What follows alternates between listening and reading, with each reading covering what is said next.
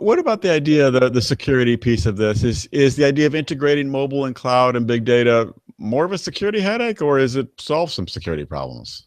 The security problem is it's just a problem, but Yeah, it okay. is. It seems like it will never go away. It'll be one of those never solvable problems. Yes, this is true. There will always be somebody that finds a way to exploit. However, I will say I'm pretty optimistic about 2016 and beyond, and here's why. While I think there's going to be a lot of big security issues and people are going to have challenges, I'm starting to see technology that's really based on a more fine-grained identity of the person and the amount of devices they have and the contextual identity. So the bad news is I think we need to redo our security infrastructure, because our security infrastructure today is based around the concept of perimeter. There is no perimeter anymore. It's gone. Right. So if the perimeter is gone, we need security that's based in a framework that says if there's no perimeter, it's all about you and your gizmos. Right. And making sure that you, your gizmos, and the content that's on those gizmos are safe and secure. So I think we're going to have to redo a lot of the security infrastructure, but I also think some of that's becoming much more seamless. You know, the concept of multi-factor authentication. I've got my phone, I've got my wearable, you can do facial recognition on me. You don't just know that it's my face, but like, is that the way that Maribel moves? That seems odd, right? Is that Maribel's avatar, or is that really Maribel? Right, are those the Yeah. keystrokes? Is that the way she types on the keyboard? You know, all these things Mhm. can come together to make us much more secure.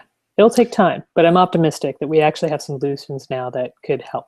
What do you mean when you talk about fine-grained identity in terms of the individual and sort of this perimeter-less world we live in? Like we identify people through their fine-grained identity. It's like, which means what?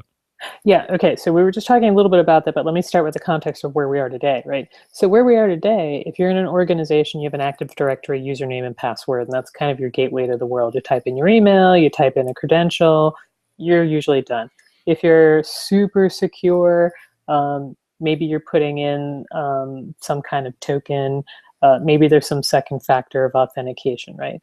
Mhm. So at least one of those can be compromised. If you're a consumer, all you have is a really poor username and password, right? If you have any password at all, right? Right. I use my pet's name or my birthday, so I think that should be pretty safe, shouldn't it? Yeah, exactly, right. Okay. And then you wrote it down on a piece of paper that was attached to the machine. It's on a sticky on my computer screen, so it's safe and no one's going to break in. Yeah. Yeah, yeah. So I think if you look at that, that is something that is easily cracked, right?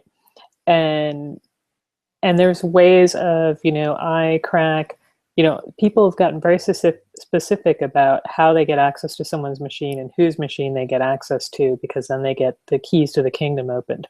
But if we go to a world that says, okay, Maribel's calendar says she's supposed to be in the building at 9 o'clock, and there's somebody at the desk that is, you know, wearing the wearable that Maribel would wear, that has the smartphone that Maribel registered. Oh, gee, you know, it looks like it's Maribel with the facial recognition. You know, okay, we could say this is a little Big Brother creepy. I was going to say, yeah. That's a possibility. However, it's very seamless, and the question is, where do you use it, right? And how many of those functions do you use? So it could be something like, okay, it's my face, and it's a pin, and it's a registered phone or wearable. That's not too bad, you know. But maybe you don't want your fingerprint. Maybe you do want a fingerprint. Maybe you don't want your heart rate. Maybe you're okay with your heart rate. So I Right. think there's going to be, you know, for IT leaders, I think the challenge is figuring out that's not set up in your console today, right? There's no like button, Biometrics or what the click person's heart pulse rate, you is. know? Yeah. You don't Right. have the click heart rate button, and you don't have the click Apple Watch wearable button or click brand new wearable from such and such, right? Right.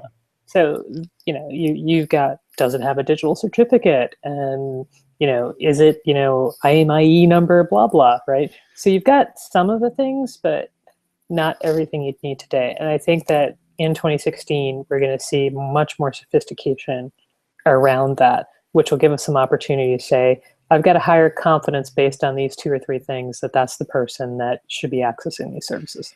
It seems like it's going to be a continual sort of battle between sort of that big brother sense that we need to fight that bigger brother sense and really a lockdown security, which you can get. If you give into that whole big brother thing, you can get a really lockdown security.